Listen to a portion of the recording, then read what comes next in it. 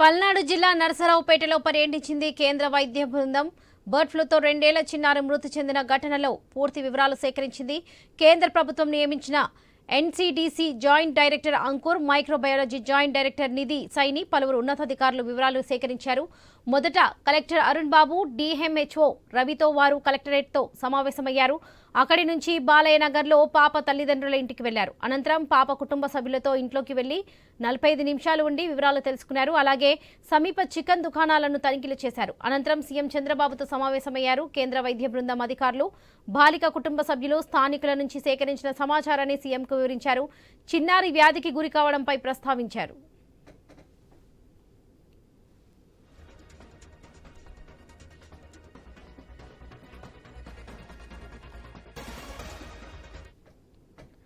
పల్నాడు జిల్లా నరసరావుపేటలో పర్యటించింది కేంద్ర వైద్య బృందం. బర్డ్ ఫ్లూతో 2 ఏళ్ల చిన్నారి మృతి చెందిన ఘటనలో పూర్తి వివరాలు సేకరించింది.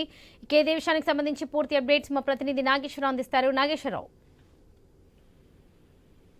వరలక్ష్మి, ఏదైతే బర్డ్ ఫ్లూతో పాప చనిపోయిన ఘటన చోటు చేసుకుంది. దానికి సంబంధించి ఏదైతే బర్డ్ ఫ్లూ వల్ల సోకిందా, ఆ పాపకి దేని వల్ల మృత్యువాత పడింది అనే దానిపై అయితే రాష్ట్ర బృందాలు, అయితే రాష్ట్ర వైద్య శాఖ బృందం, అలాగే అధికారులతో పాటు కేంద్ర బృందాలు కూడా దీనికి సంబంధించి పల్నాడు జిల్లా నరసరావుపేటలో అయితే పర్యటించినాయి. అయితే బర్డ్ ఫ్లూతో 2 ఏళ్ల చిన్నారి మృతి చెందిన ఘటనలో పూర్తి వివరాలు అయితే సేకరించింది. కేంద్ర ప్రభుత్వం నియమించిన ఎన్సీడీసీ జాయింట్ డైరెక్టర్ అంకుర్, అలాగే microbiology joint director Nidhi Saini, పలువురు ఉన్నతాధికారులు అయితే ఈ వివరాలను అయితే సేకరించారు. మొదట అక్కడ ఏదైతే పల్నాడు జిల్లా కలెక్టర్ తో పాటు డిఎంహెచ్ఓని కలవటం జరిగింది. అక్కడ కలెక్టరేట్ లో సమావేశం అయిన తర్వాత అక్కడ పరిస్థితుల్ని కలెక్టరేట్ లో సమావేశంలో మాట్లాడటం జరిగింది. అన్ని వివరాలను కూడా కలెక్టర్ ద్వారా, డిఎంహెచ్ఓ ద్వారా ఈ యొక్క టీం అయితే అడిగి తెలుసుకోవడం జరిగింది. తర్వాత అక్కడి నుంచి ఏదైతే పాప చనిపోయిందో అక్కడ పాప ఇంటికి వెళ్ళటం అయితే జరిగింది. అయితే ఆ పాప కుటుంబ సభ్యులతో మొత్తంగా దగ్గర ఒక గంట పాటు అయితే అక్కడ ఉండి వివరాలు మొత్తం కూడా తెలుసుకోవటం అయితే జరిగింది. అయితే అలాగే ఆ ప్రాంతంలో ఉన్న చికెన్ షాపులకు, దుకాణాలకు సంబంధించి కూడా తనిఖీలు చేశారు.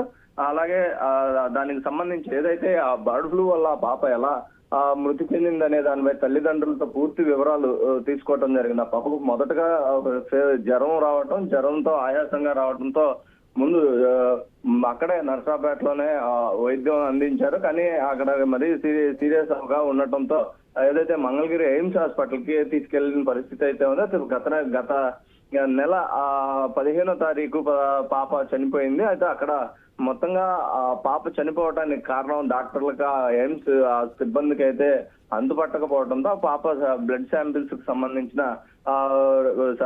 బ్లడ్ శాంపిల్స్ అయితే పూణే ల్యాబ్ కి అయితే పంపించారు. అక్కడ తర్వాత గత 4 రోజుల క్రితం నుంచి అయితే దానికి సంబంధించి బ్లడ్ శాంపిల్ రిపోర్టు రావటం జరిగింది. దాంతో ఇక్కడ మొత్తం వైద్య బృందం కానీ ఇది యొక్క అధికారులు కూడా అప్రమత్తమయ్యారు. ఎందుకంటే బర్డ్ ఫ్లూతో ఇంతవరకు ఏపీలో ఎట్లాంటి మరణాలు సంభవించలేదు. అట్లాంటిది ఈ యొక్క పాప ఒకటే బర్డ్ ఫ్లూతో మరణించిందనే రిపోర్టు రావడంతో ఇక్కడ రాష్ట్ర వ్యాప్తంగా కూడా ప్రజల్లో ఆందోళన కలిగించిన పరిస్థితి అయింది. అధికారులు కూడా మొత్తంగా అప్రమత్తమైన పరిస్థితి అయితే ఉంది. ఏదైతే దీనికి సంబంధించి ఆ రోజు నుంచి కూడా సమగ్ర దర్యాప్తు కూడా చూస్తూ పరిశీలిస్తున్న పరిస్థితి అక్కడ పల్నాడు జిల్లాలో మొత్తంగా. అలాగే అదే క్రమంలో ఏదైతే రాష్ట్ర బృందం, వైద్య బృందం పర్యటించి అక్కడ ఉన్న పరిస్థితులను, అక్కడ ఉన్న వివరాలను మొత్తం సేకరించి ఏదైతే ముఖ్యమంత్రి కార్యాలయానికి అప్పచెప్పిన పరిస్థితి, దాని నుంచి కూడా కేంద్రానికి ఇక రాష్ట్ర ప్రభుత్వం నివేదిక మొత్తం కూడా దీనికి సంబంధించి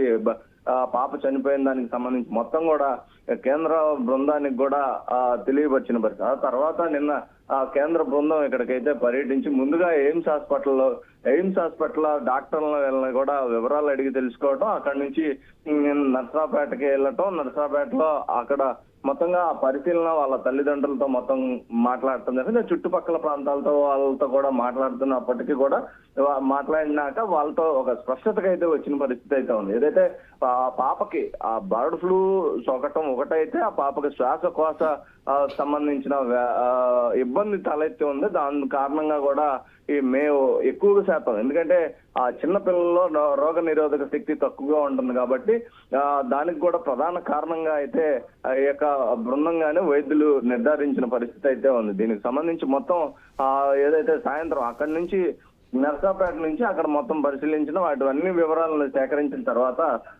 ముఖ్యమంత్రి చంద్రబాబు నాయుడుతో సమావేశమయ్యి ఆయనకి ఈ విషయాలన్నీ కూడా వివరించారు. దీనికి సంబంధించి ఏదైతే పాప మరణానికి సంబంధించిన వివరాలు మొత్తం కూడా చంద్రబాబుకు చెప్పడం జరిగింది.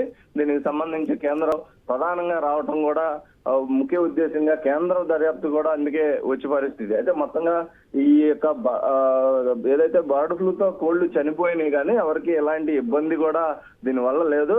అలాగే ఈ చికెన్ తినటం వల్ల కూడా ఎలాంటి ప్రాణహాని కూడా లేదు అనేది కూడా ఒక అధికారపరంగా కూడా చెప్పిన పరిస్థితి అయితే ఉంది. మొత్తంగా చూసుకుంటే ఈ బర్డ్ ఫ్లూ కోళ్లకే ఉంటుంది తప్ప మనుషులకి సోకదు. అలాగే ఏదన్నా ఉన్నప్పటికీ కూడా బాగా ఉడికించిన చికెన్ బాగా ఉడికించి తినాలని కూడా చెప్తున్న పరిస్థితి. మొత్తంగా దీనిపై సీఎం చంద్రబాబు కూడా ఒక క్లారిటీ ఇచ్చిన పరిస్థితి అయితే ఉంది.